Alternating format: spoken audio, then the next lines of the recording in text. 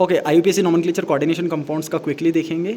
आपको क्या करना है, स्टेप 1 में सबसे पहले नाम देने के लिए आपको काउंटराइन का नाम लिखना पड़ेगा अगर काउंटराइन स्टार्टिंग में प्रेजेंट हुआ, और काउंटराइन का नाम आपको नॉर्मली लिखना है किसी प्रीफिक्स के बगैर।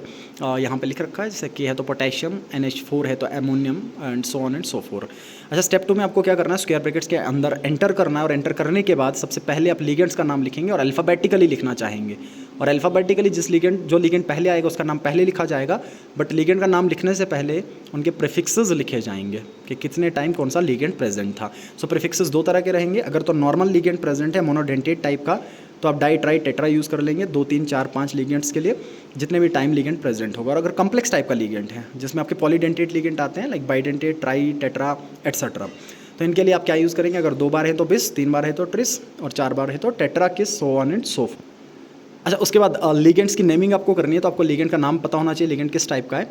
सो बहुत कम रेयर केसेस आपको देखने को मिलते हैं जहाँ कैटाइन्स लिगेंड्स की तरह बिहेव करते हैं, जिसमें आपके 2 3 नाम आ जाते हैं जो आपको बोर्ड पे देखने को मिल जाएंगे। और उसके बाद न्यूट्रल लिगेंड्स आपको देखने को मिलेंगे, और उसके बाद आपको एनाइनिक लिगेंड्स देखने को मिलेंगे, जिन एनाइनिक लिगेंड्स का नाम सामने लिख रखा है, आप ध्यान से देख सकते हैं, बहुत इंपॉर्टेंट है।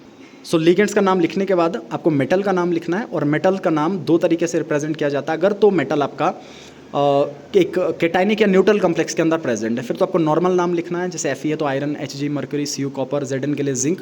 लेकिन अगर कॉम्प्लेक्स आपका एनाइनिक हुआ तो उस टाइम पे आपको लेटिन नाम लिखना है, और साथ में सुफिक्स 8 यूज़ करना है। यहाँ पे कुछ नाम लिख रखे हैं, जैसे Fe के लिए फेरेट यूज़ करेंगे, Zn के लिए जिंक 8 यूज़ करेंगे, Pb के लिए प्लम्बेट यूज़ कर लेंगे, एटसेट्रा।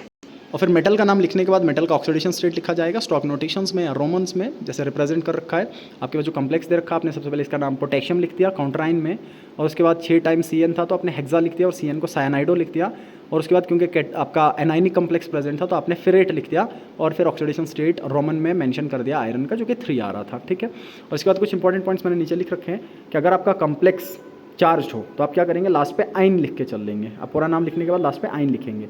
और अगर कहीं पे ब्रिजिंग लिगेंड्स प्रेजेंट हो, ऐसे लिगेंड्स जो 2 मेटल्स के साथ कनेक्टेड हों या 2 मेटल्स के बीच में ब्रिज की तरह काम कर रहे हो, तो उसके लिए आप म्यू लगाएंगे प्रीफिक्सेस। ठीक है, और अगर कोई डी ब्लॉक का काउंटराइन प्रेजेंट हो तो फिर उसका ऑक्सीडेशन स्टेट भी मेंशन किया जाएगा। This is important.